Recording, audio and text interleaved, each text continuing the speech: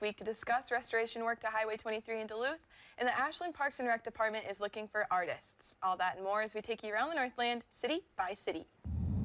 We start in Minnesota tonight, where a deadline is approaching to apply for high-speed internet. Residents and businesses experiencing internet speeds slower than 25 megabits per second are eligible to apply for DEED's Line Extension Program.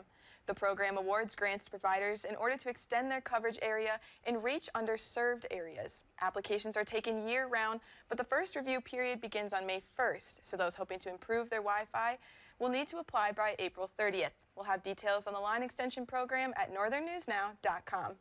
Next, we head to Gary New Duluth, where the Department of Transportation will be holding an informational meeting this Wednesday. The meeting will be focused on construction happening to Highway 23.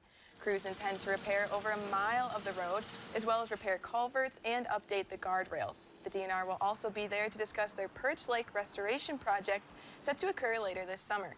Their goal is to restore Perch Lake to be more habitable. The lake was once connected to the St. Louis River estuary, but the railroad and Highway 23 nearly closed that connection. We'll have the details for both of these projects on our website, and the meeting is Wednesday at 5:30 at the G&D Rec Center.